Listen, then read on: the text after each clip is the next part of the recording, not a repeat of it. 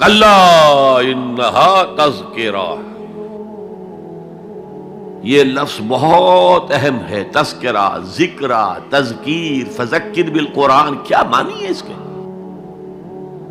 یاد دہانی صحیح ترین ترجمہ ہے، یاد دہانی۔ ایک ہے کسی کو کچھ سکھانا، نئی بات سکھانا، ایک ہے یاد دہانی، اسے ایک چیز معلوم تھی کوئی بھول گیا، یاد کرانا۔ جیسے آپ کے کسی دوست نے آپ کو بہت قیمتی قلم دیا تھا، آپ نے اسے بہت سنبھال کر اپنے ٹرنک میں رکھ دیا، اب سال ہا سال ہو گئے، نہ دوست سے ملاقات نہ وہ یاد، اچانک آپ نے کسی روز ٹرنک کھولا اور وہ قلم آ گیا، تو آپ کو دوست یاد آ جائے گا کہ نہیں؟ اسی لیے قرآن آفاق و انفس کے لیے آیات کہتا ہے، ہم اپنی آیات دکھائیں گے تمہیں، نشانی جس کو دیکھ کر تم ہمیں پہچانو گے۔ اور تذکرہ کا مطلب کیا ہے؟ پوٹینشلی ایمان ہر انسان کے دل میں موجود ہے، یہ جو روح جو ہمارے قلب کی مسکن نکید ہے، اس میں اللہ کی معرفت بھی ہے، اللہ کی محبت بھی ہے۔ البتہ ذہول کے پردے پڑ گئے ہیں، بھول اور نسیان طاری ہو گیا ہے، ہم دنیا ہی کے اندر گم ہو کر رہ گئے ہیں، ہماری ساری دلچسپیاں دنیا سے ہیں، لہذا ہماری توجہ ہی نہیں ہے، ورنہ ہر انسان کے دل میں یہ جو یہاں ہندوستان میں کہتے ہیں آتما اور پرماتما، آتما اور پرماتما کا تو تعلق بہت گہرا ہے، ابتدا میں بنا دی گئی تھی ارواح، جب ہم سب کے سب تمام انسان آدم سے لے کر اور تا قیامت جو انسان آئے گا دنیا میں، ان سب کی ارواح پیدا کر دی گئی، اور پوچھا گیا الست بربکم قالوا بلا، یاد ہے؟ لہذا یہ تذکرہ ہے، یہ یاد دہانی ہے، تمہارے اندر موجود ہے، اللہ کی معرفت بھی موجود ہے، اللہ کی محبت بھی موجود ہے، لیکن کلا بل ران علی قلوبہم ما کانوا یعملون، ان کے دلوں پر زنگ آ گیا ہے اب ان کے اعمال کی وجہ سے، شیشہ جو ہے وہ زنگ آلود ہو گیا۔ حضور نے فرمایا ان هذه القلوب لتصدع كما يصدع الحديد اذا اصابه الماء،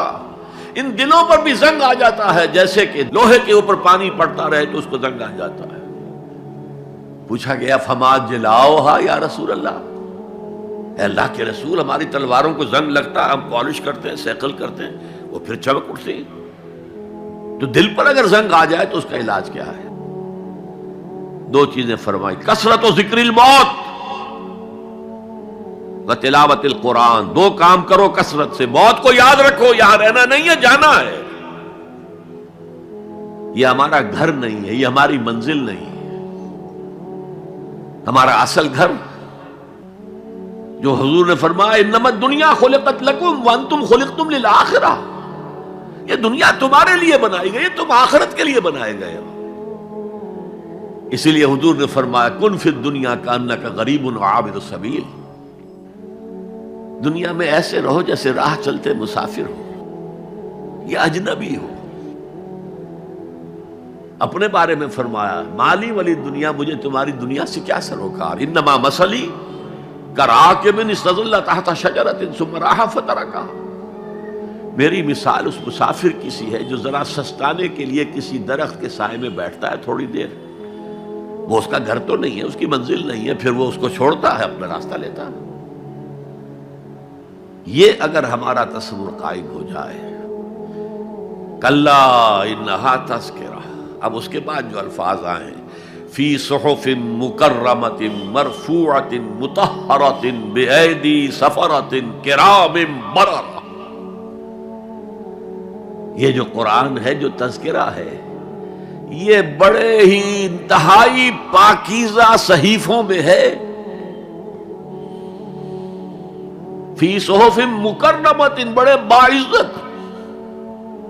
مرفوعۃ مطہرۃ، مرفوع بلند اور انتہائی پاک، بے ایدی سفرۃ، یہ کن کے ہاتھوں میں ہے؟ لکھنے والے وہ فرشتے، بے ایدی سفرۃ کرام بررہ،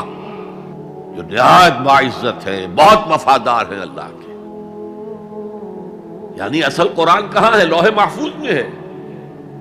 اصل قرآن کہاں ہے؟ ابھی اگلی جو پڑھیں گے ہم، کتاب مکنون، چھپی ہوئی کتاب کے اندر ہے۔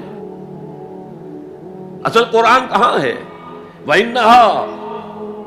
لَفِي أُمِّ الْكِتَابِ لَدَيْنَا لَعَلِيٌّ عَظِيمٌ، یہ تو اس ام الکتاب میں